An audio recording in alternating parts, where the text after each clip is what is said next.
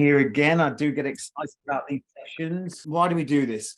Because we are BreakPoint. BreakPoint's mission statement is to create a globally identified brand recognized for the positive growth and development of others.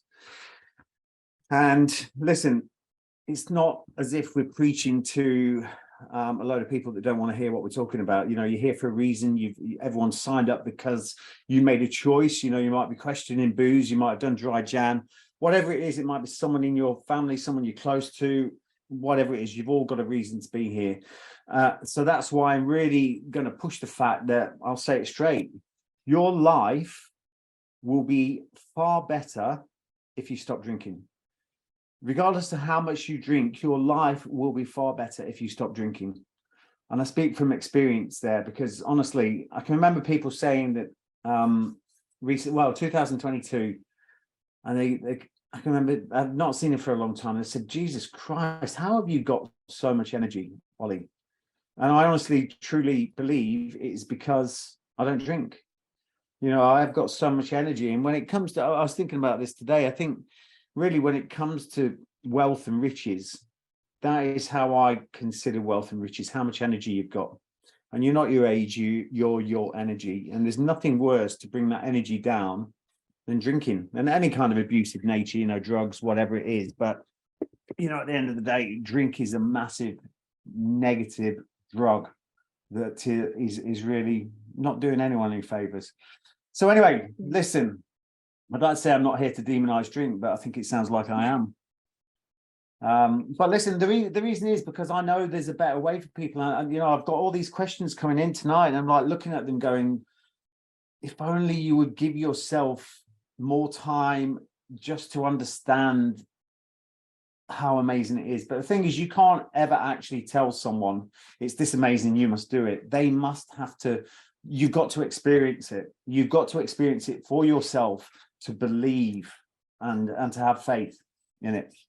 So anyway, the way this session is going to work tonight, we're going to go through the questions, because it's okay me spouting off saying this, that, and the other, but sometimes it's so much better when we have questions from the audience and we can address those questions, and maybe just within those answers, between the lines, is the answer that you need to make that final decision, or certainly help you along your way. So that is the reason we do this, and to help as many people as possible. Yeah. Can I just share? You can. Can I just share that I'm going to keep this? One thing I will say is that any questions that anyone sent in, they're completely anonymous. I won't be saying any names. I've kind of tried to keep them in topics so we can talk around topics rather than being too specific with people's actual questions.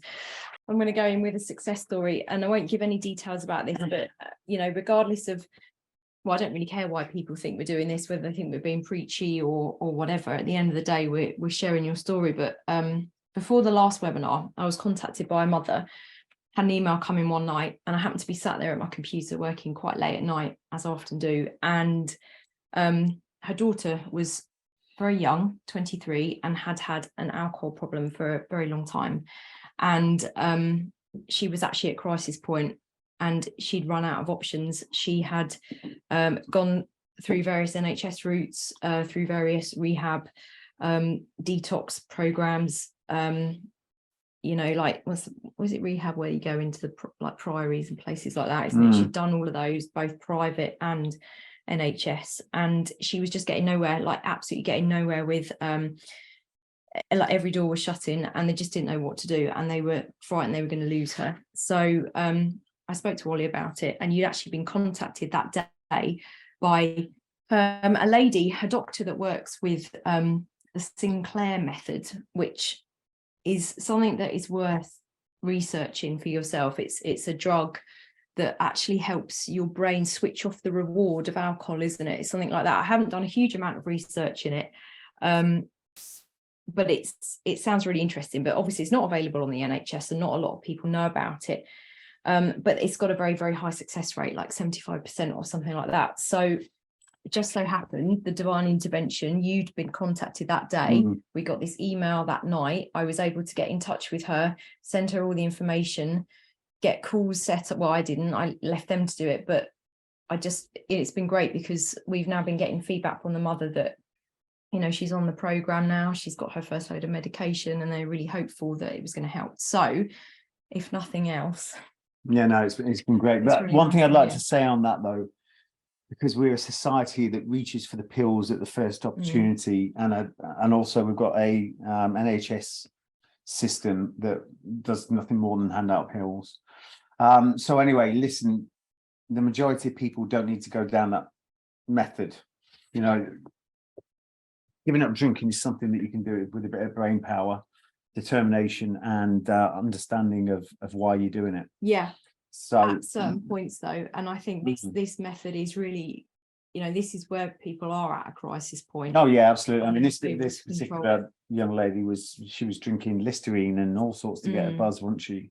So I mean, that's pretty severe when you can't find anything to drink, so you're smashing down the Listerine. So yeah. So anyway, it's a great success story, and we're supporting her. We're supporting her on her journey, and touch wood, it's going to happen. I've got every faith in it. She's messaged us, and it's a great story.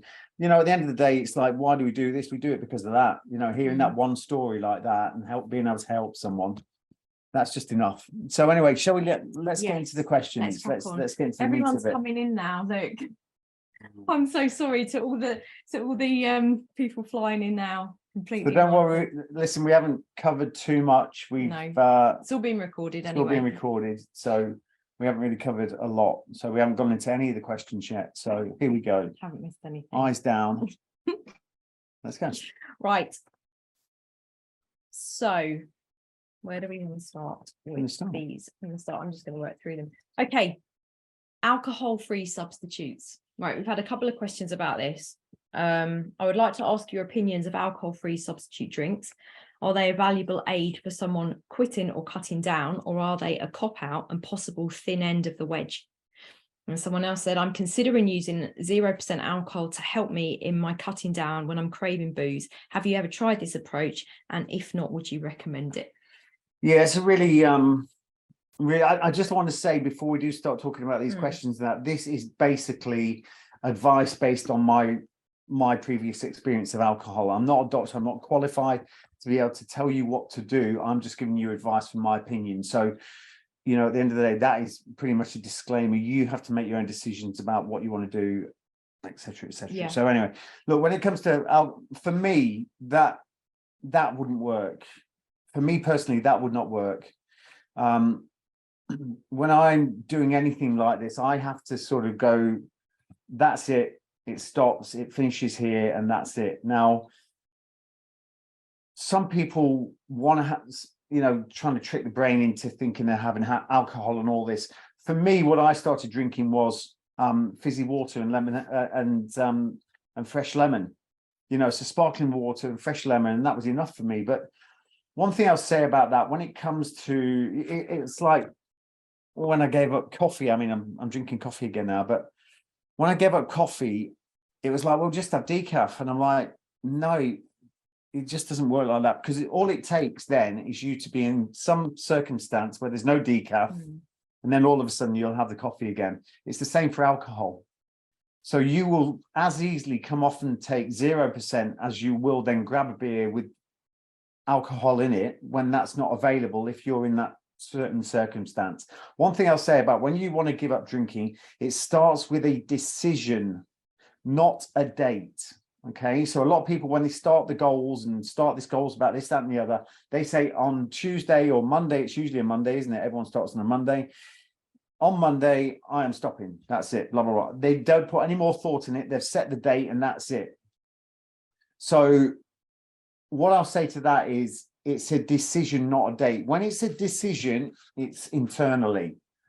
When you are relying on a date, that's an external. Okay. And it has to be an internal decision that you've made. Like a lot of times I've said, right, on Monday, I'm going to start all kinds of, not just drinking or anything. I'm going to start my fitness routine on a Monday. And then sometimes it doesn't happen on the Monday. And then it will take 2 weeks for me to actually really start and get into it and be passionate about doing whatever it is I'm aiming to do. Because that is really when I've made the real decision. It's not the date.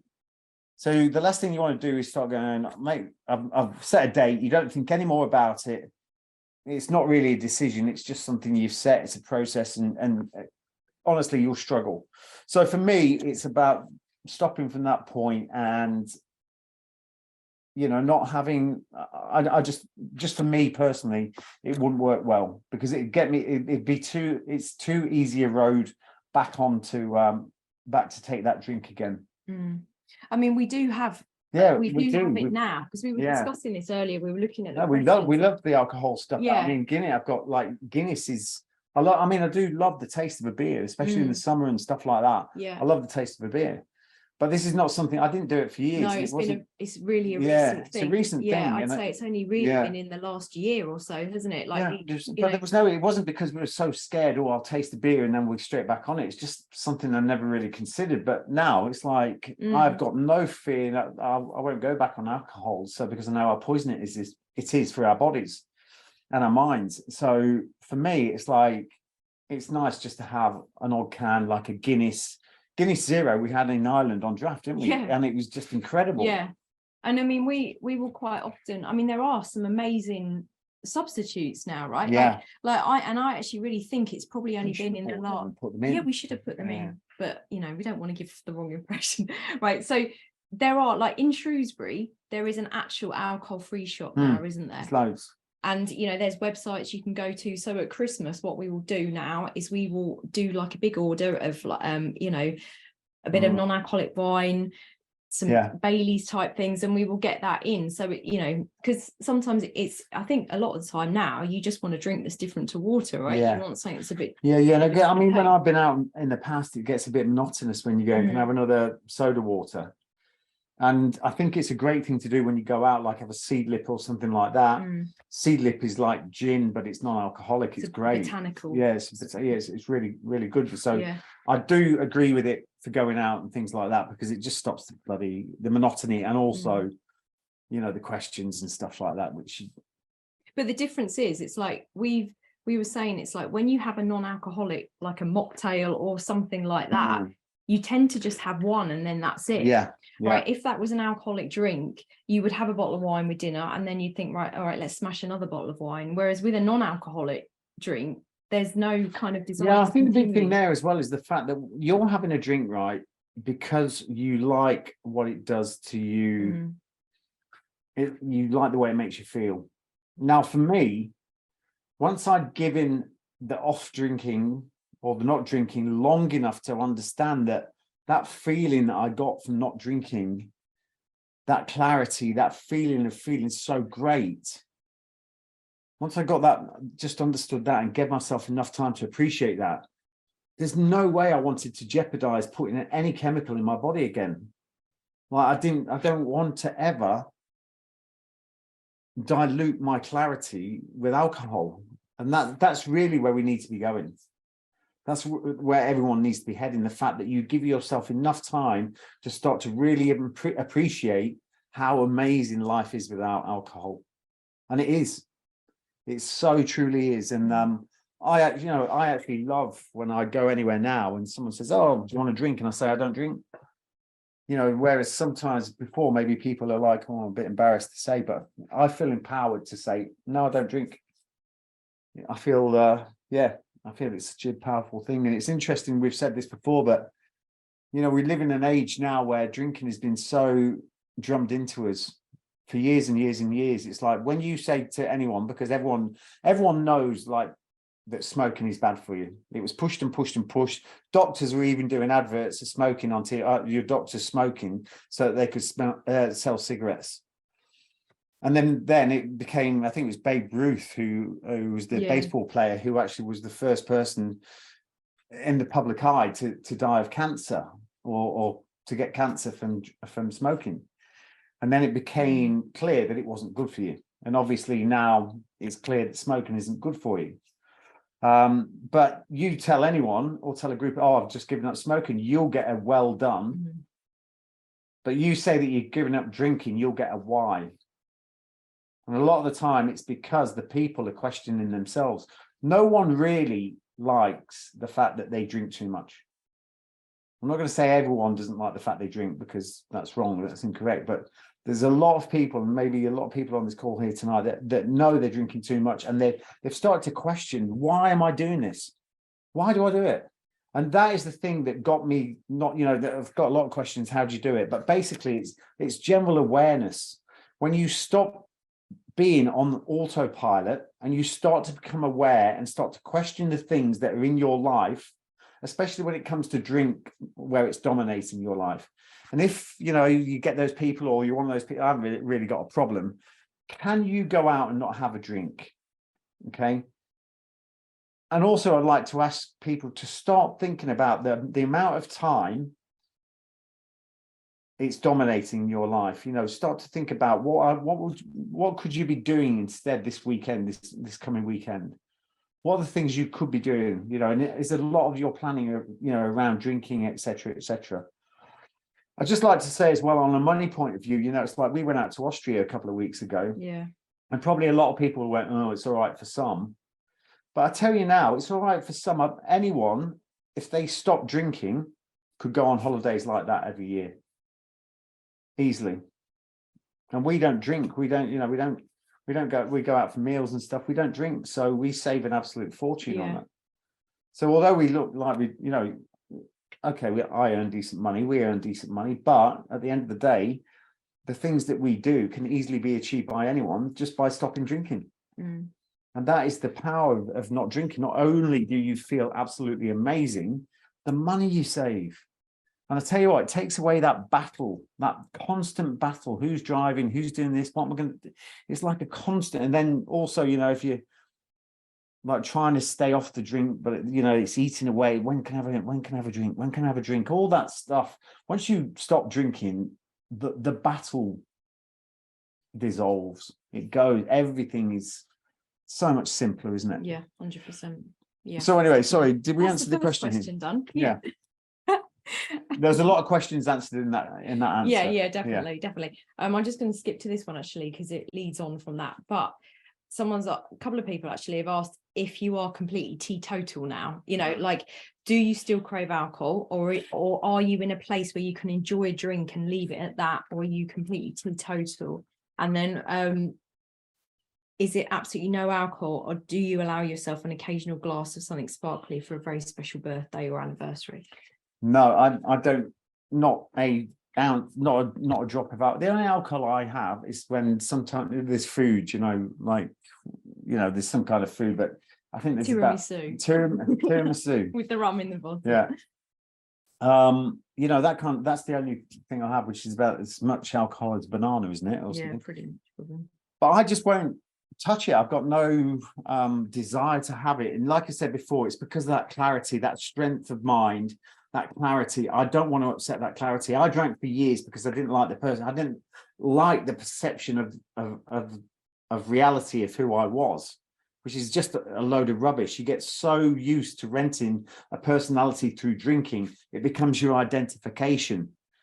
That's your ID. I was Ollie, Ollie's fun and Ollie's this and Ollie's great when he had a drink. That was my identity. And that was my, that was my personality. And so really for me, I don't drink because I don't want to. I never want to drink. And I think going back to the question about alcohol free, if we are I never thought I'd say that as well. No, but if we are at that kind of family get together or celebration, we will make sure that we've got some non-alcoholic stuff with us, won't we? Yeah, 100%. So we can still join in and have a glass of champagne, but we're just having our non-alcoholic stuff.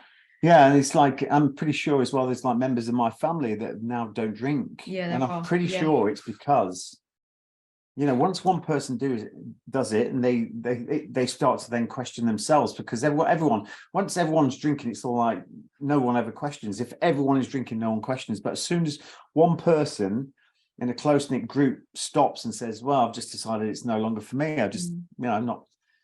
And then that makes people question. Most of all, you were the last. I know, I was the last person, but I was, when you look back, I was actually the one that But yeah, it's like, I'm pretty sure, like, my mum doesn't really drink at all anymore. She'll have an odd drink now and then, but my sister-in-law, she doesn't drink. Yeah, it's just, and loads of people, it's like loads of people I never ever expected just suddenly messaged me going, mate, good stuff on what you're doing. I haven't had a drink for years. And you're like, wow.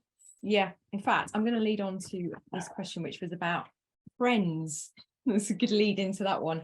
So someone said, I've recently given up drinking to support my husband who gave up due to health reasons after receiving some scary blood test results. It's only now that I can see how much alcohol affected our lives, our children, and our friendships. A lot of our friendship group drink, and I don't feel I want to mix with them anymore. I don't see them as real friends. They were just drinking buddies who we got on with. We are now feeling a bit lost, and I just wondered if you lost friends when you gave up drinking. Do you still mix with friends who drink? And if so, how do you cope with that? I feel that we need to get out and find more like-minded people and make new friends. Did you do the same? To be honest, it's like We don't have any friends. We've got plenty of friends, but the thing is, we you know, our values have changed. At the end of the day, you know, we no longer, because at first I can remember that first Friday night. I can really remember that first Friday. Can you, Sorry, it's my phone. yeah, I can remember that first Friday night when I stopped drinking. I was sitting there twiddling my thumbs, going, "Oh my God, what do I do?" And my phone's going off, and like you're coming out, and it was just like, how am I didn't know how I was going to get through it. But all of a sudden, what happened, I then started to have other things that I wanted to do in that time. So I can remember a lot of the time in those early days, we were working, weren't we? Yeah.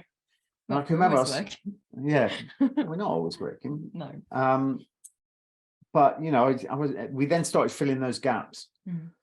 It's almost like, you know, there's holes in the wall that have been created, and then suddenly you start filling it with more positive stuff. And then before long, you're like, how did I have time to drink? But initially, you know, one thing I discovered when I first stopped drinking, I went, holy shit, how much of this of my life has this been dominating? And I had no idea of it, because you're on autopilot. But once you start to realize how much it's controlled you.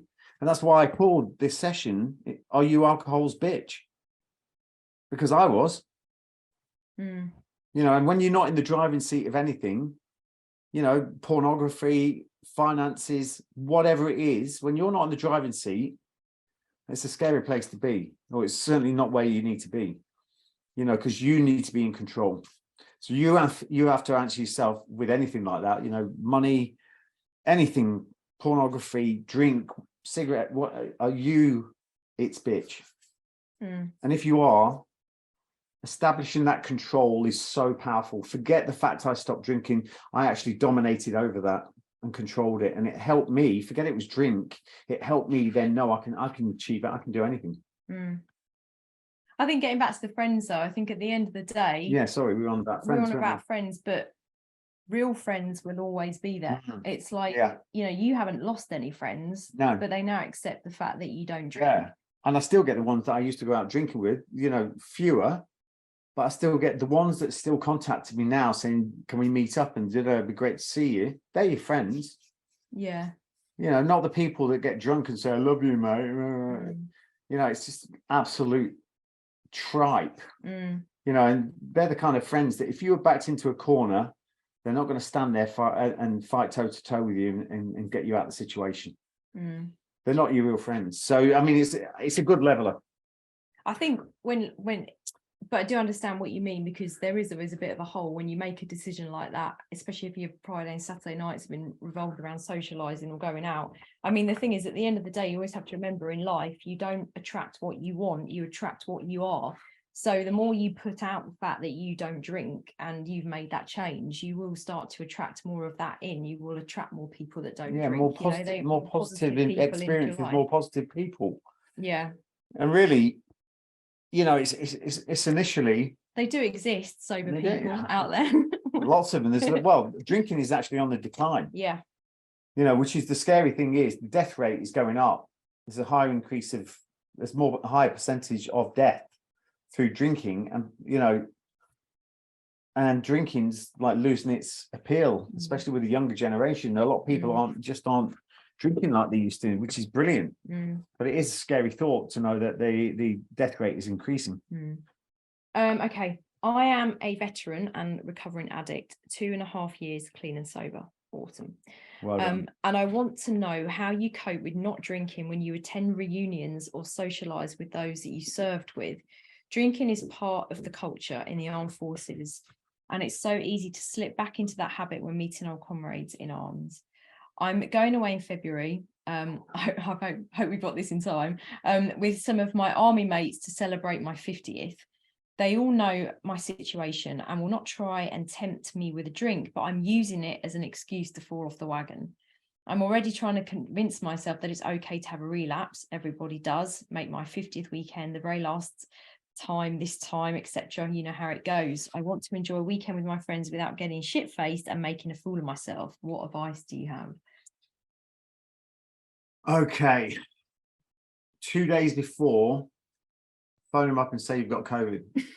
Joking. No, listen, I did exactly the same when I was filming SAS Who Dares Wins. I'd been don't go.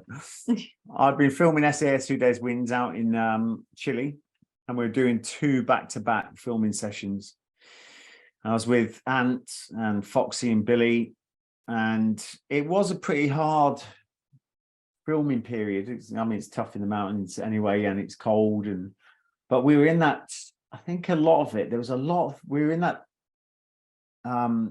interrogation room, and there was a lot of energy. We were absorbing a lot of negative energy. There's some really bad stories about some of the stuff people have gone through, and it doesn't matter how tough you think you are, that stuff still gets absorbed and affects you. And really, it's like, everyone was looking forward to that 2-day break, and it was like, we're going to get on it, and I started to sit there thinking, and they're like, Ollie, come on, get on it, blah blah blah, this, that, and the other, let's have some fun.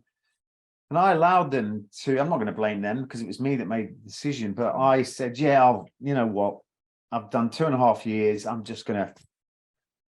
I can control it now, all this, all that and the other, and I'm going to have a drink. So I had a drink that first night, got absolutely wasted. It was like drinking for the first time ever again. And I made a fool of myself, fell over, and all kinds of, ridiculous stuff. Woke up the next day, it was like the first ever hangover. It was horrible. My day was absolutely wasted, just laying around my room, and then waiting to go back out and have a few more drinks the next night. And it wasn't, I then looked at it, it wasn't even that much fun. I built it up in my head that it was going to be great, and it'd be, I can try, and all this, that, and the other. That led on to me drinking for another 8 months then. And I probably needed to do that to really understand that there was a reason I gave up. And after that, 8 months later, I went, no, that's it, no more, never. Because I could just feel those old patterns happening. But one thing I'd say about that, look, specific advice is the fact, look, you've got to make that decision. You either, why are you doing it?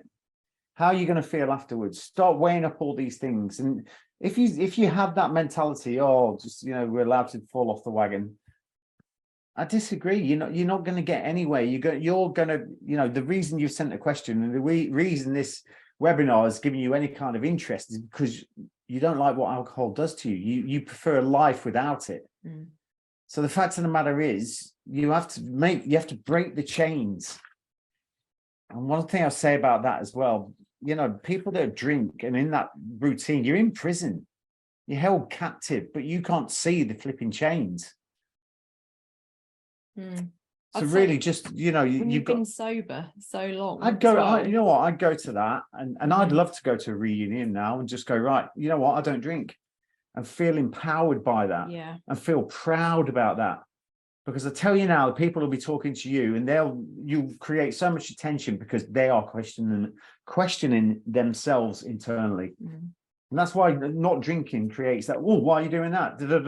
Because people question themselves. I would go into that, and I would then have a few drinks, have that reunion, and then slip off. Well, it's the 50th birthday. So yeah, but honestly, everyone will wake up and not even know he's gone. You want to remember your 50th, right? Yeah, exactly. You want to remember it. Yeah. So I know it's a tough one, that is, but you have to make that decision. I'm going to touch quickly, because someone asked about the military, and was there any pressure from colleagues to still go out getting smashed? And I think there were. I mean, obviously you've been out of the military since you've given up, but probably the closest you've been around to that was back on filming, wasn't it? Yeah. With the lads. Yeah. So yeah, there is pressure. There's always pressure. There's always pressure, but I feel so empowered now that I've made that decision. I feel so brilliant. There's no way I'd do it. You know, you've got to understand, you know, BreakPoint, short-term discomfort for long-term gain. The short-term discomfort of you saying no leads to that long-term gain. And I know that if I went for the short-term comfort, which is reaching for that, having that drink or whatever, that leads to long-term pain. It's the opposite. That's the way that we're wired. And that's why for me, you know, after filmed SAS Who Dares Win Series 2 out in Ecuador, 8 weeks sober for the first time ever, and then got to the end and Foxy was like, come on, let's get on the lash. As I'd said I would do. Take a breath. For the first time ever, instead of going into autopilot, say, yeah, let's get smashed, and then the rest is just history. Hold on. Nah. What do you mean? Mate, I've got so much clarity. I feel great. And Foxy is a great mate, and he respected that. And that's the thing. It's like he instead of like putting loads of pressure on me, he went, all right, mate. You know, and that is a true mate. Yeah, 100%. Do you think that culture will ever change in the military? I think it's got to, hasn't it, at some point? I don't know. I think there's always going to be a level of drinking, you know, it's just one of those things. But, you know, whether I think, yeah, there's always going to be that level. There's always going to be drinking. It's just you work hard, you play hard. That's just the culture it is. But, you know, for me, you know, when I was serving, there was lads that would go out, have a drink, and then they wouldn't drink again till the next, you know, the next official sort of get together. I was drinking every weekend. I was drinking, you know, all the time. I wasn't drinking all the time I was working, but you know, as soon as I could, as soon as the, you know, the chains were released, I was on it. Not everyone in the military has a drink problem. No, some people can control it, just like life, right? So okay, relapses. How many times did you relapse with alcohol, and did each time make you more determined to overcome it? I'd like, you know, the obvious answer to that one after telling the stories once, but I'd like to say that I relapsed time and time and time and time again, because the first time I started to recognize and go, this is, why am I doing this? Why am I doing this? Those periods of absolute feeling terrible, you know, and thinking, I don't understand why I'm doing this, you know, so I battled with it for years. So when I say relapse, it was like, it was a constant battle for me for years before I actually gave in. So, but the first major relapse was in Chile. But you know, I've got no regrets about that, because I feel that really helped me put a nail in that coffin of alcohol. And bury it. But it was literally like turning the tap back on with it, wasn't it? Yeah, and that's the reason. At the end of 8 months, you know, although I said I could control it, I started seeing the same patterns. And that was not doing the things I know I was used to doing when I was sober. You know, and you know, not making the most of every moment, not feeling energetic and happy. You know, so it's for me, like alcohol's like having bipolar. It's like induced bipolar. It really is. It's like, for me, it's like this. And this is the problem, right? Let's talk about this dopamine. It's dopamine spikes that everyone we're programmed to be chasing these dopamine spikes. And again, I mentioned pornography, I'm making like shopping, drink. Our bodies are not designed to have that dopamine spike all the time. But the thing is, society has programmed us to chase the dopamine spikes, always chasing that. And that's what leads to a lot of mental health issues and depression. Okay, because we're forever chasing that dopamine, and our bodies are designed for that sort of slow release of dopamine, not these massive spikes of excitement and highs and lows. And whatever you take out of your body, there's a positive and negative, always. The law of polarity. So you will always, whatever high you get, you're going to pay for it. Right, cold turkey. I love that after Christmas. Especially with a bit of bangers and mash. Bubble and squeak. Bubble and squeak. Okay, I'd be interested to know. So funny, Anna. I'll be interested to know if you have discussed with any medical professionals about stopping drinking cold turkey. Many health professionals say that it's not a good idea, depending on how much someone drinks. Not a criticism of you. I'd just be interested to hear if you've considered this. I appreciate that it's different for everyone and you need to be careful about what you say. 100%, yeah, it is we do, different yeah. for everyone. And at the end of the day, you know, I think really you've got to be drinking a lot to for it to be, you know, cold turkey is like been out Saturday night and I just go, right, that's it, Sunday, you know. But if you're a constant drinker, you're drinking every day of the week, you can't just go into cold turkey, and I would not advise that. It really does depend on, but it does how much depend on the you drink. volume. Yeah, because there can be serious health implications of that. Yeah. So I can't give advice on that. I mean, what I say is I wasn't drink. You know, this is the thing. You know, I talk about drink. I'm about, well, oh, Ollie must have been drinking all the time, and he must have been shit faced all the time. And it's that's not the case. It's I just knew that alcohol, regardless of how much I had, I wasn't giving my best. I wasn't making the most of my life. I wasn't being creative. I wasn't being productive. I was in this continuous repeat habit loop of nothingness. You know, making a break for it and then bouncing back into that repeat habit loop. You know, and I couldn't be doing with that battle anymore. It was just like, it was boring. I found it so boring. And even now, you know, it's like when I look at the fact, you know, you go out and you drink alcohol, you stand there in a group of mates, and what really do you talk about? I cannot handle that small talk. You know, it's that small talk, that rubbish. You don't actually even talk about anything that good. It's just rubbish. So I just, you know, I just can't handle the small talk, and I just find drink boring, really boring. Right. Okay. Let's go on to talking about rewards and triggers. I too have stopped, but over a year have had about 3 sessions. My problem has been that if I have achieved something really good in a day, I think that deserves a beer tonight. Then I think more and more and get in the mood for one. But unfortunately, if I ever have one, I drink until absolutely smashed, hence why I gave up. But I still have triggers like music, good feelings, happiness, working really hard. It's all triggers for deserving a beer. It's getting easier though to let the thoughts go. That thought of like work hard, play hard. So I think triggers is it's a good one, isn't it, to talk about? Yeah, triggers. Now, listen, the issue here is the fact that we are designing our life based on snapshots of the past. And really, it's about changing that language, what you consider to be a reward. And really, if you start to think about what you're doing to yourself by rewarding yourself with a load of poison, look at it like that. I mean, that's no reward whatsoever. And really, it's just about, you've got to start changing that language, because the longer you tell yourself that's a reward, it will be a reward in its most common form. So we control our reality through our thoughts. Okay, that's 100% fact. So if you want to change your personal reality, you have to change your personality. It's the only way to do it. Okay, and that means stop living as a snapshot of the past and start to change the language that goes on in your head. So really, that's the only way you can change it. Otherwise, you're always going to be in that repeat pattern. It's always that repeat pattern. So just change the language, give yourself some kind of different reward. Piece of cake. I've got a mega sweet tooth, so that is my nemesis.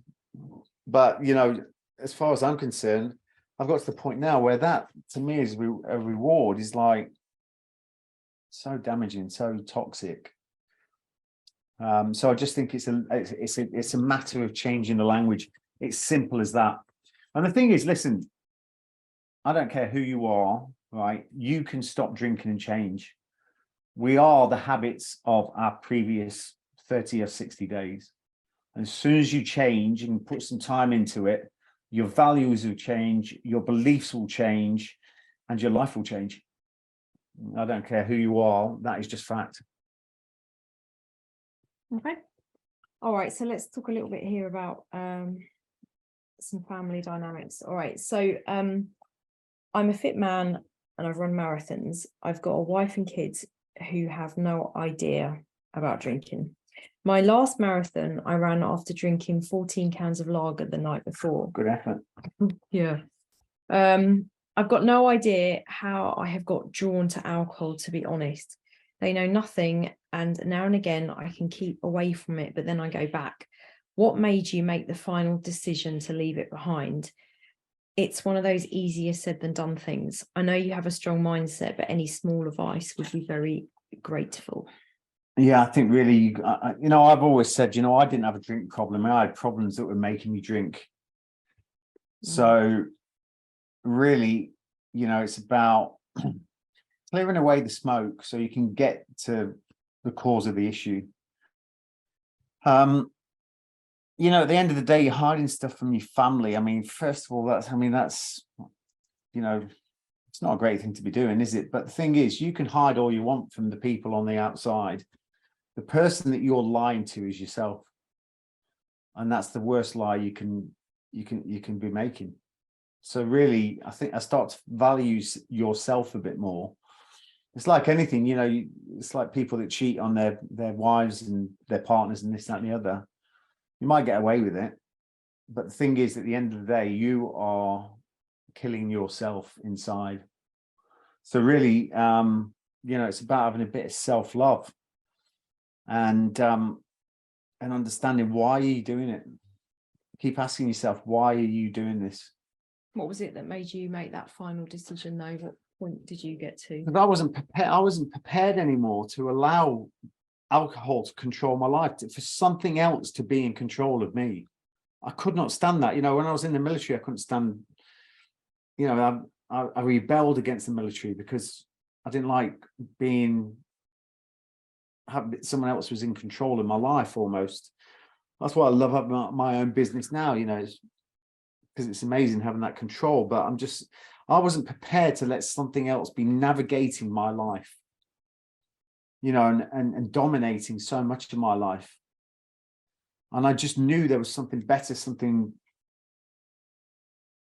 I knew there was more to life than having to drink all the time. And I was drinking because I wanted to get drunk. I wasn't drinking because I liked the taste of beer. I was drinking because I wanted to get drunk. I wanted the numbness there. I wanted to just feel numb. And I knew I had to go through that short-term discomfort and embrace that disruption in my habitual habits to be able to get to the other side and feel what that felt like, to appreciate it. And once I was there, it's tiny steps, sometimes millimeters, but really just understanding that, and we're getting messages in from people saying, I just can't understand why I keep going back to it. Why do you keep on going? You need to really do something about it and not allow it to dominate your life and cause you to be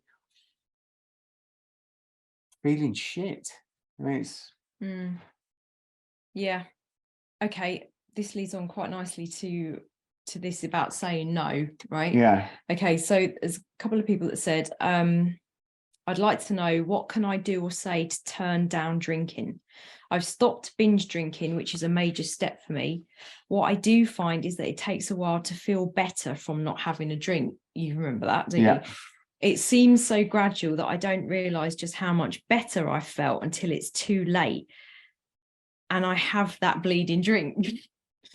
I start to feel better and happier. So I kind of celebrate feeling good by having a beer. It's a vicious cycle. Yeah. I think you can definitely relate to that. Yeah, that was my life for years. Yeah. That was my life for years. And it was like, even when I came back and I was put myself into that house, and it was like I recognized that the drinking was a problem. My internal dialogue was telling me, you can never stop drinking. And back then, I was trying to change so much about my life that I believe that message, because I tried so many times to stop. And I can remember that feeling so much. Oh God, I've done so well this week, done so well. Friday night, boom, as much as I could get into me. And then, and that was justified. And then the next day feeling like shit. Next day I'd start drinking again because I hated the come down. And you just have to get through that. Just, it's about hanging on and feeling, hold on to that thought of how good you feel. And just, the trouble is you're on autopilot and we're not putting thought into, the trouble is we're not thinking. And the moment it's about having that drink, it's too easy to reach for without any kind of thought.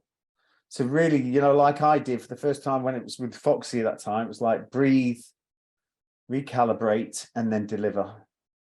Just take a thought for a moment. And the next morning, oh my God, you feel so powerful. So powerful to know that you beat that. And, especially when we've been to events and stuff and like we go down for breakfast, like we feel great. We've probably been to the gym, been for a walk, been out, whatever. And people at like only a couple of weeks ago, and then seeing people all come down like the Walking Dead, just like, and they're still drunk, and you're just like, oh my God, how can you do that to yourself? It's just that is the beauty of stopping drinking. When you can wake up the next morning and go, wow, that was a win for me, and just keep doing that. I start to book in other things, right? If you're going to have a good week, and go to the cinema, just like do something different that doesn't involve beer. Or if you're going to sit around and say I'm not drinking, and you're going to sit, it's like, you usually come home and have a drink on a Friday or whatever in the house on a Friday night. That's your usual routine. You can't expect to change your habit if you're going to come back on a Friday night and sit there and just go, I'm not going to drink. Oh, okay, I'll just have a drink. Because you won't beat that. And that is what Laura's saying is absolutely right. Book a meal, get in your car and go to a restaurant. Knowing you've got to drive, and don't have a drink. Or go to the movies. Go and do something. You've got to do something. You've got to replace it with something. Yeah, start putting more positive rewards. In there. Yeah. Okay. I did dry January and never felt better. I was a present dad, fit, healthy, happy, and loving life. Then a pub visit and bang, 2 weeks, 5 pints every day, knowing the consequences. Worst of all, I let my kids down, inexcusable. I just can't stop the urge or emotion once I think about a pub visit. How do you stop letting it win and be in charge and say no? I feel like I'm rock bottom again. We have to build. That's not the alarm to stop. No, you have to build on it. You have to build on it. You've done 30 days. That is absolutely commendable that you've been. So you've proved to yourself you can do it. 30 days. That's a brilliant effort. But you're, the amount you're drinking, you're in a permanent drunken haze. So really, I would go back into, it doesn't matter what month it is, just go back and say, right, I did 30 days. I'm going to do it again. And I'm going to do 31. Tell people you're going to do it. But you need to build on that and not think 30 days is not enough. 30 days is enough for you to realize, wow, isn't that amazing how good I felt after that, the clarity and everything else. And one thing I'll say to everyone on this, look, we do courses, all right? We've just done a course, a goal setting masterclass. Most important project is you. We've had some amazing feedback from that. The cost of that course is just next to nothing, but it's quite funny. We've had loads of people like send us messages and stuff, right? Oh, we've got this, we've got that, and I hate this and I hate that about them. So, right, okay, here's a solution. It's 47 quid for you to do this course. You don't hear from them again. So those people are putting a £47 value on them stopping drinking and saying, I'm not paying that, which is probably what a round of drinks these days. When you pay attention. And I don't care if you come to us or go to somewhere else, because the value you get from that course is amazing. But listen, if you want to help yourself, you've got to do something about it. You've got to take that next step. Okay. And you followed a process called dry January. You understand that a process works for you. So this means that you can then do another course, which holds a similar kind of ethos and merit. We do that course, which is about 5 weeks long. And I'm not saying I don't go anywhere. We do a course. You can do a course to really start to extend on that. keep doing courses. You know, those do courses something to hold yourself accountable, regardless of accountable, what yeah. it is. I think with Dry January, it's an easy thing for a lot of people to get involved with.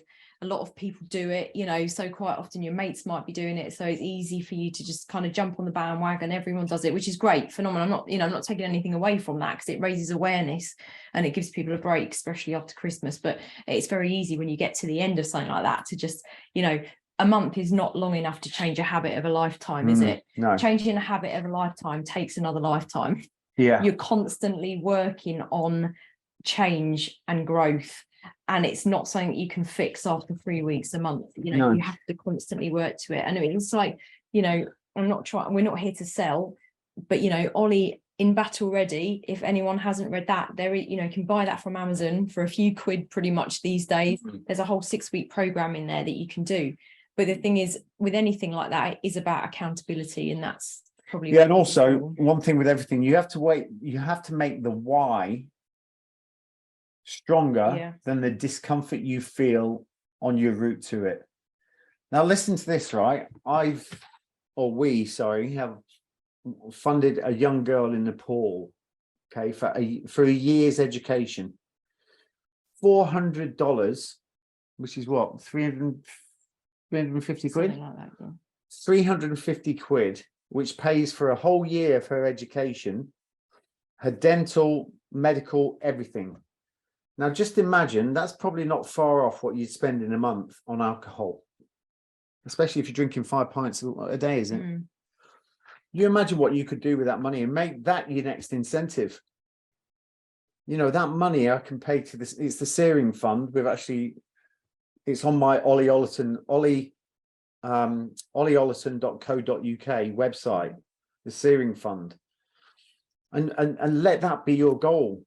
Now that why, having something like that, I'm using that as an example, that why is so strong to go through the discomfort of change. So you need to create a why, that the why and then the how becomes possible. And if you haven't got a strong enough why, you'll never do it. And I think, like, I just can't stop the urge or emotion wants to think about a pub visit. Well, I don't know what your circumstances are, but schedule, again, try and book something else in to stop you going to the pub, you know, go to the gym, anything like that. Go to the gym, go for a walk, you can't do whatever. But I mean, we touched on this on the coaching calls, didn't we, of the program? But it's like, you've got to replace it with something else. You can't always just, you can't change something. You've just got to make new habits stronger. This is the thing. You can't change the old system. You have to build a stronger one. That's fact. So you have to build more positive habits, more positive routines, not try and change the old routine. That doesn't work. It won't work. Okay. Now there's a couple of interesting ones here. How to handle others with a drink problem. It's my other half that drinks too much. He gets cross when I try to talk to him about it and kind of makes out I'm the one with the problem. How do I approach it without upsetting him, or should I just ignore it? It's tricky.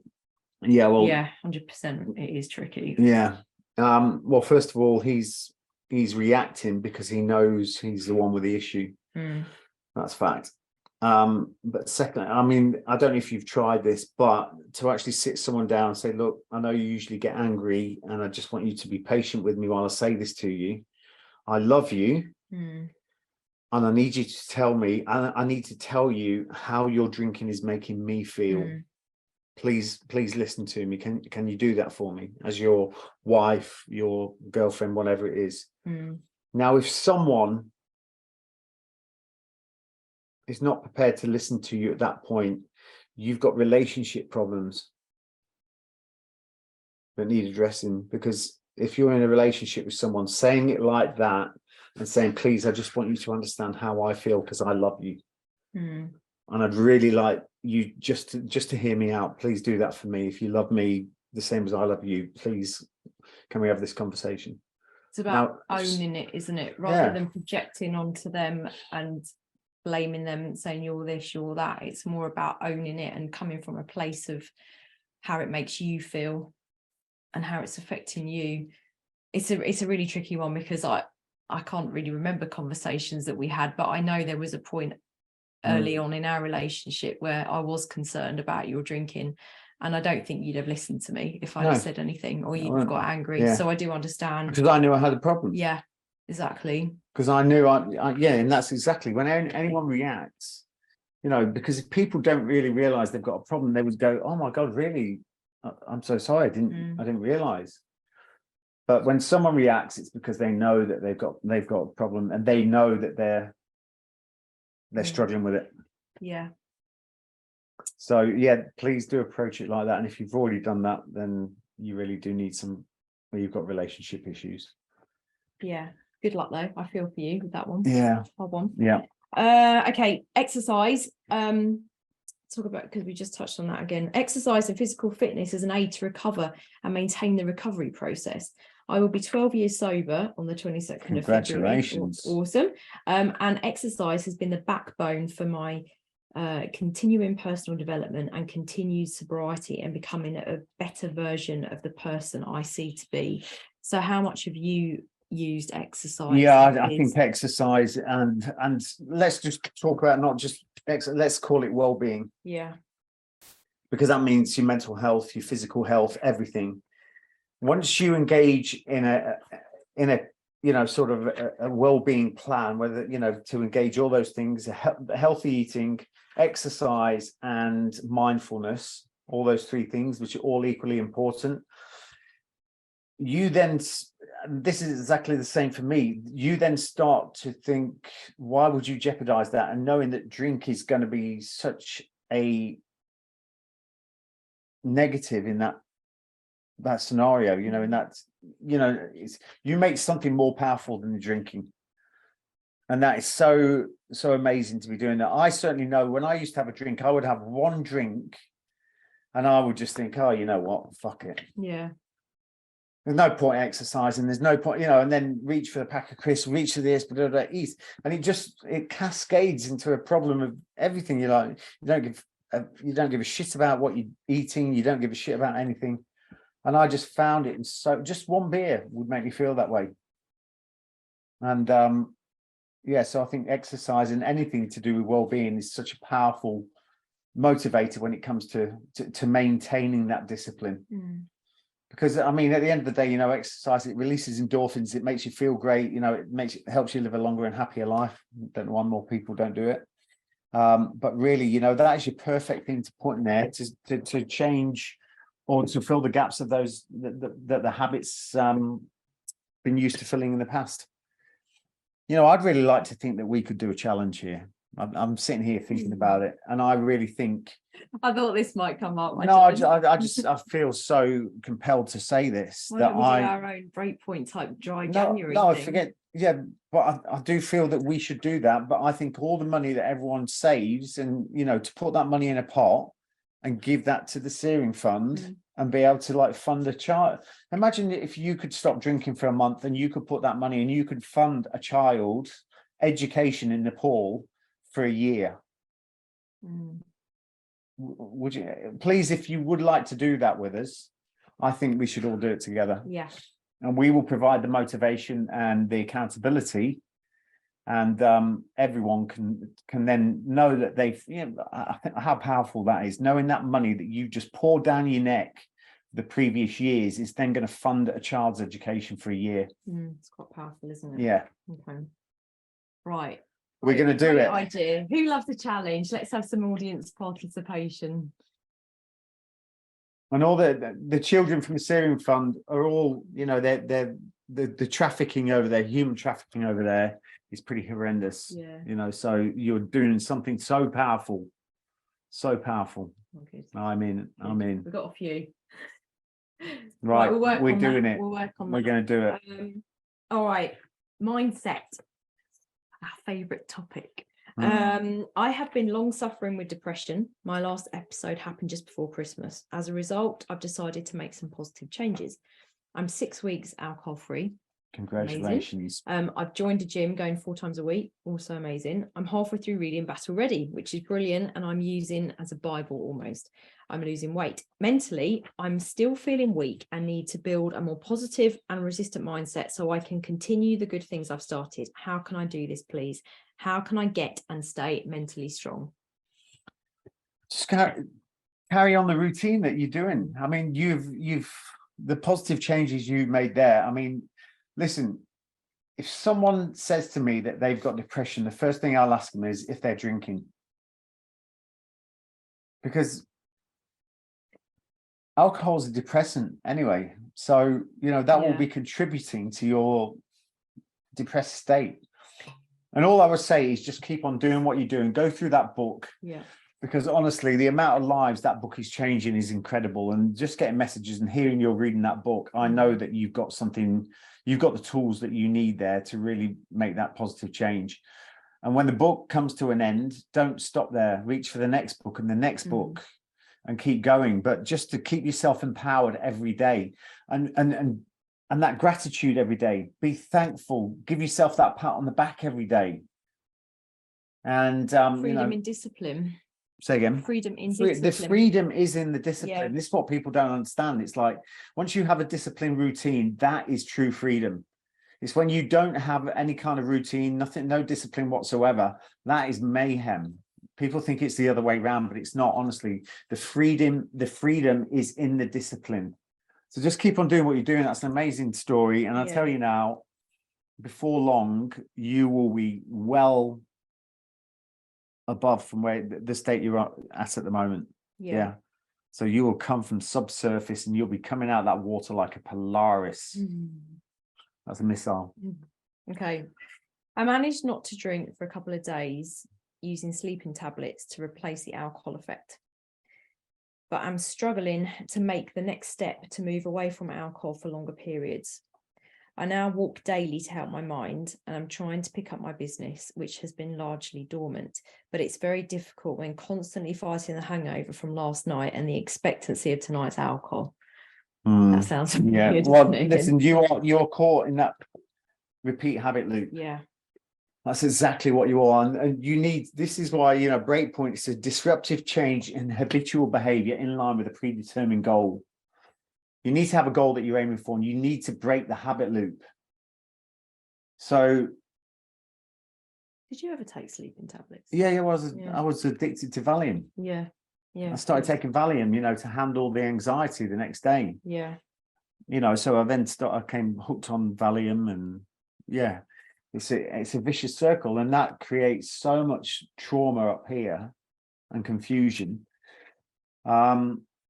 But yeah, you are in that repeat habit loop. And this is what BreakPoint's all about. It's being that disruptive change in habitual behavior. 95% of our behavior is habitual. You don't even know you're doing it. And that's from our programming and et cetera, you know, starts as soon as we enter life onto this planet, your programming starts. So, you know, breaking that habitual behavior is going to be tough initially. And it's like, listen, I explained this the other day to a group of people at Coventry University, actually. I was doing a talk the other day, and it was like, when do people give up the most? I said, you know what, it's like going out for a run. You want to give up in the first kilometer, but as soon as you get through the first kilometer, you start to get into flow. Your breathing starts to become at an even pace, and then you get into flow. But up until that point, you just want to you think, why am I doing this? And it's horrible. I don't feel good. I'm unfit. But as soon as you push through that short term, like, you know, it's relative to what distance anyway, but it's the bit at the start where you like to throw in the towel. And that's the bit where you need to dig deep on everything you've got to push you through. Just keep on maintaining that momentum moving forward. Remember that 1 meter square. I've talked about that before. Cut off everything around you, bring everything back to 1 meter square. That's a 1 meter square around you. Keep moving forward in that 1 meter square. I think you've also got to realize, and I don't think we talk about this enough, when we cut out any toxin from our body, whether it's alcohol, smoking, coffee, sugar, literally anything like that, our body wants to cleanse, right? So we start getting detoxing symptoms. So that's what the headaches and everything are. It's, you cut the toxin out, the body immediately goes into repair and recover mode. And that's when you get the shitty symptoms coming out. You get the headaches, you feel crap. It's like a simple example is me with coffee. Because I know when I stop, I go through fits and starts of drinking coffee, but I know when I cut it out, it will be probably a day, and then like the headaches from hell will kick in for like a couple of days. But because I understand that process and what my body's doing, I know that I have to ride it out. And I think sometimes we have to look at that. It's the same with sugar, get come downs, sometimes when we like make a go on a cutting out sugar, we get like headaches and then come downs. And that's the same with alcohol, right? Alcohol's loaded with sugar. So when that's why you want that next hit. It's like wanting the next bit of cake. You're kind of craving that sugar fix again. And I think sometimes if you can just bring some awareness to what's actually happening in your body, and not thinking, oh God, I'm hungover, I just want to get on the drink again. Just think that this is a natural process that your body's going through to clean it out. Just bring some awareness to that, and not, because sometimes I think if we're not really aware of what our body's doing, it's easy to think, oh, I feel shit. I need to go back and do that. I need to say this before I forget, but really, when you want to stop drinking, right? Instead of just going, right, I'm stopping from this day, and all of a sudden you stop drinking. All of a sudden you stop drinking. What I would encourage you to do is start building in that new habit while you're drinking. Okay, so what I mean by this is, while we're still drinking, we start to bring in, I'm going to go out and do a bit of exercise today, and you start building on that positive habit of the exercise. And then once you've started bringing that into your life, then you decide, then at some point you drop the drinking away. One's going up like that, your fitness journey's going up like that, and then your drinking's coming down. So instead of just sitting there cold turkey and then you're going through all that horrible stuff your body does, if we start beforehand with the fitness routine or doing some kind of positive habits, whatever that is, and then slowly it will drop off a lot more easily than it would if you just go, right, on Monday I'm going to stop drinking, or next Friday, or whatever it is. Here's another thing to do as well, which is scientifically proven, apparently 25% more chance of giving up. And that is, while you are going through the habit, like while you're indulging in the drink, start to question yourself while you're doing it, while you're drinking. Not allow it to be a habit, a regret post drinking. Because if you do this thing with a pattern, like we're subject to repetition, the mind loves repetition. So if you're the one that, like, we have a drink, we have a great time, next day we regret it, do the same again. Drink, regret, drink, regret, drink, regret. You will always do the drink, regret.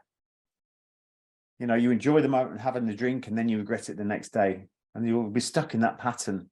So what I'm saying is, when you're having the drink, start to question why you're doing it while you're having the drink. It's the same with smoking. It proves the same with smoking.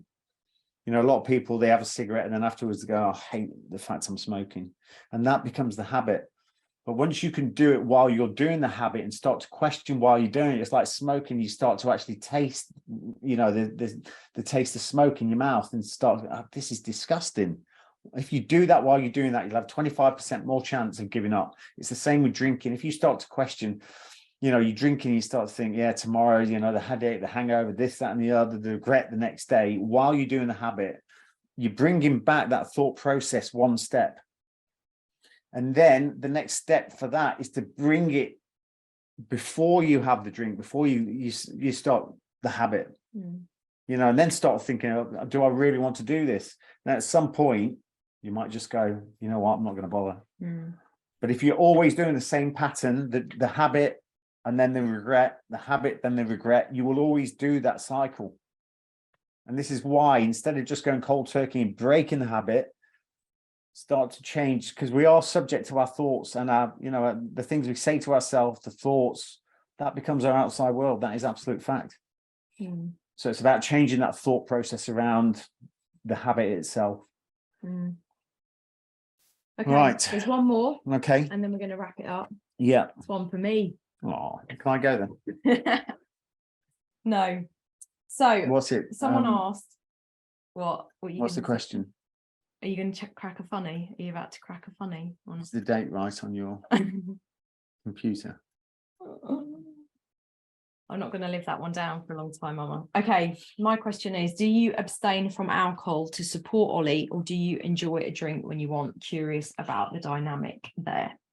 So I don't drink at all. And I will briefly give you a little bit of an overview of why, and it does go beyond Ollie and my relationship. So I've been thinking a lot about this lately, because I realized that we were doing these webinars, and obviously it was January last month, and I sadly did watch my beloved godfather drink himself to death. So I don't want to trigger anyone with this, and I don't want to get too morbid about it, because I realized when we were doing these webinars, I thought, God, it was 20 years ago this January. And it's horrible to see, to actually witness firsthand that that level of dependency on a substance is really hard to see. So I think I have had the benefit of knowing what the last station on the line is, knowing that it goes nowhere after that, and knowing that it is not a very nice place, and to actually witness a man that was a huge part of my childhood, a huge part of my growing up. I mean, basically, like, you know, closer than a lot of my family. Like, him and his wife and his child were literally like, you know, his son was like my brother, so he was just like another dad to me. And to witness a man that was incredibly intelligent, incredibly creative, incredibly capable, to be in that level of dependency is a really difficult thing to see. But I'm glad I have seen the benefit of it, because I understand that it's, you know, I think for me, I mean, like, I didn't give up until Ollie gave up to support him, but looking back on it now, it's helped me to understand and to look at alcohol as a natural poison. You know, like, at the end of the day, we can put whatever fancy label on a bottle of wine or a bottle of spirit we want, but at the end of the day, alcohol is a poison, and it doesn't come with a warning. And some people are just, you know, it is an illness. Being at that level of alcohol dependency is an illness. And I remember going down there to see him, because it actually took about a year, the whole process of him getting, I mean, like, you know, he struggled with drink a long time, and it's, you know, it's going on as a kid, but you don't really realize to the level, you know, because you just know that he likes whiskey. My dad loved beer, so to see him drinking whiskey, I knew there was a difference, and I knew that it was obviously more than I knew it was more, but I didn't know there was a problem. And I think you only really start to understand the problem as you kind of get into your teenage years and your stuff like that, and you look at it. But it was about a year, his like actual real decline, and he went downhill, he got better, he went downhill again, he got better again, and then eventually he had a kind of massively went downhill at Christmas, and then was in hospital over Christmas, and then ended up dying of pneumonia. So it was quite full on. And I remember in about the summertime, my mum rang me up and she said, you got to go down and see him, because I don't think he's going to be around for much longer. And I just remember going in there and seeing someone almost like in a living hell. It was like he was in the same reality of me, but his reality was hell and mine was quite normal. And just seeing someone, you know, like, there was obviously no alcohol in the house, but he was at that point where he was ringing up taxis and giving them money to go out and get alcohol and bring them to the house. So it's like, no matter what you did, no matter how you removed it from him, there was always a way around it. And he, you know, managed to get around it, because the dependency was so strong. And I just remember thinking, I'm sure there must be something I can say when I go down there, something I can do. And I just realized in that situation, there was absolutely nothing that I could do. There was nothing anyone could do to reach him in that situation. He was gone. So anyway, I don't want to get too sad about it. However, when Ollie, I knew that there was, like, I'd had issues with alcohol causing problems in other relationships. I've never been I've liked a drink, don't get me wrong, I've gone out and I've binged, but I've always had a very much a take it or leave it relationship with alcohol. I'm not really an addictive person. That's not in my nature to kind of have ever been addicted to any substances. So very much a kind of take it or leave it, especially I think, you know, when you have I've never really been an at-home drinker. I've always been a going out drinker rather than an at-home drinker. And I think when you have a kid as well, you know, like you have less opportunities to go out or whatever. So it just, yeah, I could take it or leave it. And I knew very quickly that there was more of a problem and it was probably going to start affecting our relationship. And I know that I'm strong enough to have walked away from that. Even if, you know, like if it wasn't served me 100%, I would have walked away. But I also know that I couldn't have said anything to you about it. So I was almost just like sat quietly on the sidelines, willing you to stop. So the minute you did say this is what's happening, I was like there with bells on straight away. And I just don't like, I think when you can see someone has a problem to that extent, you love that person, you don't want it to get in the way of the relationship, and also you know what that person's capable of and you know the opportunities that you've got. I mean, this is like right early on in your TV career, isn't it? So I could, you know, we'd started the business, could see the amazing opportunities that were there, and, you know, in the nicest possible way, I didn't want you to fuck them up. So neither did I. No. So there was absolutely, it just was not a negotiable for me. I was there 100%. I always have been. And I just couldn't have put you in a position where I would have been like, oh, actually, I'm going to have a glass of wine tonight with dinner. I just wouldn't have done it. So no, to cut a long story short, so I've rambled on there, but no, I don't drink. And actually it was to the point where, I mean, when you did have your relapse, I was devastated because, you know, I knew what was going to happen, but I didn't go back to drinking. But you had a few. I had a few, but initially I didn't go back to drinking. I think it was maybe only like in the following summer. That was like the October. It was in the following summer I had a few, but initially I didn't really go back to drinking because it just made my life so much easier and I didn't want to go back. I had no reason to go back. I gained so much. Yeah, it's almost like you'd expect, because you supported me, that you'd have gone, oh, thank God he's going to start drinking again. I can have a drink. But you were quite the opposite. You were like, I don't want to go back to drinking. Although, so it was, it's all, I mean, it's always going to be easier if your partner is supporting you. But, you know, at the end of the day, if there's one person with a problem, there's one person that doesn't care if they put it up or, you know, pick it up or not, then really you'd think that person can easily go through that minimal hardship to not drink just to support the person they love. So it's a no-brainer really at the end of the day. But, you know, now, you know, we are just so empowered, so grateful that we don't drink. You know, so many times me and Laura just sit there and go, God, and we can see other people's lives just out of control. And then to themselves, they're telling themselves that they're in control and they're not. You can just see it a mile off. I mean, it's like the amount of people we can see that, you know, they don't understand what a lock it has on their life. And we can only sit from the outside looking in. You just like, we sit there and just go, God, I'm so grateful that we don't drink, because we've got, you know, like I've said it before, it's like almost like, I can always remember a friend saying to me, I said, where did we get that feeling back that we used to have when we were kids, when you wake up and the day's awesome and, you know, you're really excited. And that is when you stop drinking. You know, it's not the be all in, and there could be other things, but really, you know, once you stop drinking, you get that zest for life back. And you know what? Just understand, if you have got a bit of a problem, you're worth more. Your life is worth more, and you're worth more. Give yourself a break and just throw in, you know, at least do this, right? If you're here, you're here for a reason. Hang on, let's finish on this wrap up question. Okay. This is a great question. 3 top tips for someone thinking about quitting. Let's finish with that. First top tip I would do is actually write down how much you would save in a year if you stop drinking. And then with that, focus on something you'd like to buy. That could be an experience, that could be charity, that could be whatever it is, helping someone else out, whatever it is.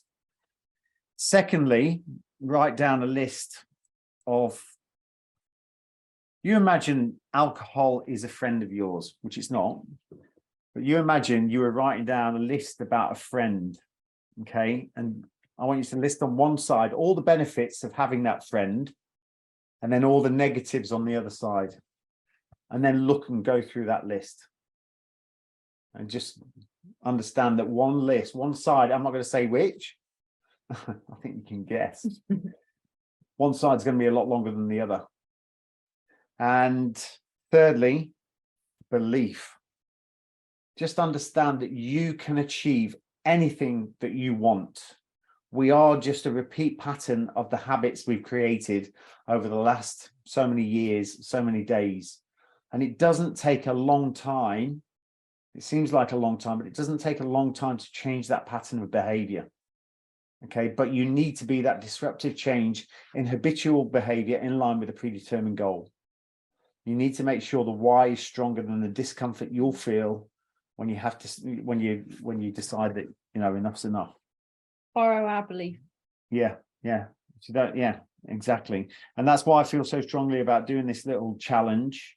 You know, everyone joining us, and we'll get a group together, and all that money, each person, or we'll split the money, you know, because some people's contribution will be less than others, etc., etc. But let's put all the money in a pot and see how many children we can fund for a year and change their lives through something that is just absolutely pointless. Instead of throwing it down our necks and causing ourselves a load of harm mentally and physically, let's change someone's life. So anyway, we're going to do that, and then we'd love as many people to join us as possible. So look, I really appreciate your time. We said it was going to be an hour, but we are passionate about this stuff, so we'd like to, you know, we have no problem staying on here. So, you know, Apologies for the late start. Apologies for the late start. But listen, you know what, give yourself a pat on the back, because honestly, just you turning up is enough, and you need to really give yourself a pat on the back for that. So well done. The most important project is you, remember that. And I have got a link ready to go out. I'm just going to double check it's got the right link on it now. I think it has. Yeah. So we've done this course. We're not here to sell. However, we have created our first online course, which is quite exciting, isn't it? So we've taken this group through from Ollie's masterclass that he did in December. We've then taken them through an email series in January. We've done 5 coaching calls with them. It's been phenomenal. We've had some amazing feedback. I'm going to send the link out. It's 47 quid. It's the cost of a round of drinks. But it's all recorded, so you get access to all the recordings, all the emails, all the coaching calls. There's an amazing Facebook group with some really lovely exercise booklet. Exercise booklet, supported people in this Facebook group. It's the first program that we've now done. It's online. You can take yourself through it at your own time. It's now a self-studies program. So there will be more of that coming this year. That's what we're passionate about working on this year, and getting that information out there to people that really need it. But we have got something for you if you'd like it, and we'll send a link out to it, and then we'd love you to join us on there. Yeah, and just remember this, with everything you do, when you pay attention. Okay. I think we're only saying it because we know how much it helps people. No, we do. We've got some amazing testimonials. And there's people on here that need help and need accountability, and that's why we're throwing it in there at the end. So there's not going to be a webinar next month because you're away. I'm away filming, So we'll be back with some webinars again, or a webinar in April. Maybe about ayahuasca or something. Next one is going to be return to Kong Island. My experience with ayahuasca. So that will be the next webinar. So anyway, thanks so much. Have a great where are we? Thursday. Great Thursday night. And stand by. We'll send you some information about this little challenge we're going to put together. And the recording will be out in the next couple of days. All right, take care.